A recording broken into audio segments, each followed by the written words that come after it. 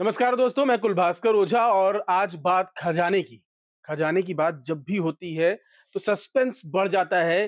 कहाँ का है, कितना निकला, क्या-क्या मिला और वो भी जब सदियों पुराने खजाने की बात हो। तो आज बात करेंगे हम बांके बिहारी मंदिर में 64 साल पुराने खजाने की, जिसका दरवाजा खोला गया धनतेरस के दिन और रविवार को फिर खोला गया। क्या मिला वहां से? क्या था वहां पर? और क्या-क्या होने की उम्मीद लगी हुई थी। तो पहले इतना समझ लेते हैं कि बांके बिहारी मंदिर की स्थापना 16वीं सदी में तानसेन के गुरु माने जाने वाले स्वामी हरिदास ने की थी। उनको बांके बिहारी की वो मूर्ति निधिवन में मिली थी, जो आज भी प्रचलित है कि वहां कृष्ण जी रात में रासलीला करने आते हैं। वहां जो पेड़ हैं वो राधिकाएं बन जाती हैं और कृष्ण जी अपनी रासलीला आज भी करते हैं, ऐसी मान्यता आज भी है। निधि वन में पहला मंदिर स्थापित हुआ था, वही मूर्ति थी, त्रिभंग मुद्रा में उनकी मूर्ति थी बांके बिहारी की। और उसके बाद 18वीं सदी में करीब 1864 के आसपास उनकी मूर्ति को वृंदावन लाया गया, जहां पे बांके बिहारी मंदिर आज है। तो बड़ी पुरानी परंपरा है, सदियों पुरानी परंपरा है और उन सदियों पुरानी परंपरा में खजाना कितना पुराना होना चाहिए और क्या-क्या होना चाहिए, ये सस्पेंस सबके मन में था। लेकिन 64 साल बाद जब उसका दरवाजा खोला गया, तो वहां से क्या-क्या मिला? तो शालिनी इस रिपोर्ट को फॉलो कर रही हैं। शालिनी, क्या-क्या मिला वहां से?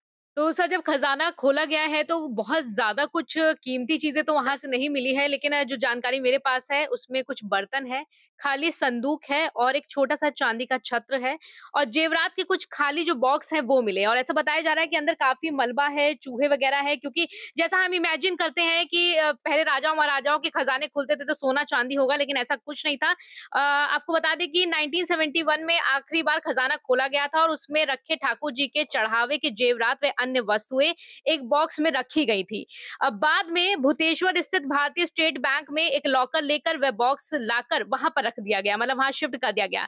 तब से खजाना जो है वो सील रखा गया था और सुप्रीम कोर्ट के द्वारा बनाई गई उच्च प्रबंधन समिति के निर्देश पर शनिवार को फिर से खजाना खोला गया। और जो मैंने आपको बताया कि कुछ बर्तन और कुछ चीजें मिली हैं और कुछ बहुत ज्यादा कीमती नहीं मिला जो एक्सपेक्टेशन थी लोगों को। जो उम्मीद थी कि खजाना खुलेगा तो बहुत कुछ मिलेगा, ऐसी उम्मीदें नहीं पूरी हुई। लेकिन हाँ, एक चीज़ बहुत इंटरेस्टिंग फैक्ट है बांके बिहारी मंदिर के बारे में कि बांके बिहारी मंदिर में जो मूर्ति है, वो त्रिभंग मुद्रा की है। बांके मतलब बाल अवस्था, या मैं बहुत अच्छा उसका जवाब नहीं जानता हूँ। बिहारी मतलब होता है सबको आनंद देने वाला।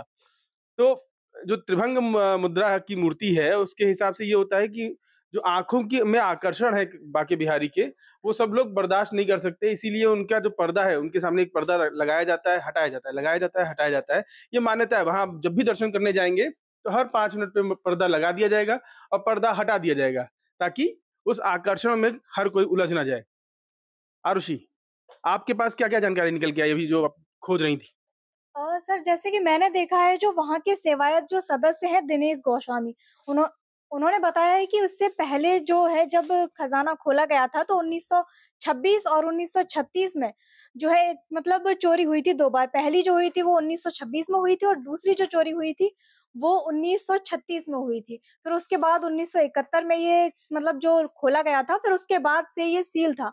अब जब खोला गया तो सोचा था, हर किसी के मन में आता है कि खजाना खुला है तो खजाना निकलेगा, हुँ। पर वहाँ ऐसा कुछ निकला नहीं और वहाँ सिर्फ खाली बर्तन और मलबा निकला है, उसके बाद उसे शायद फिर से बंद कर दिया गया। हाँ, फिर से बंद कर दिया गया है, लेकिन आप सोचिए 2 बार चोरी हो चुकी है। चोरी में क्या-क्या गया इसकी रिपोर्ट अगर देखी जाए तो शायद चोरी में गया माल अगर मिल जाए, तो शायद जानकारी मिले खजाने में क्या-क्या था। और ऐसे भी गोस्वामी समाज के पास ही पूरे मंदिर की ज़िम्मेदारी है और वही गोस्वामी समाज जो अब बांके बिहारी कॉरिडोर बनने का विरोध कर रहा है। ये विवाद भी एक लंबा बनता जा रहा है कि मंदिर के खजाने पर, मंदिर की संपत्ति पर किसका अधिकार होगा।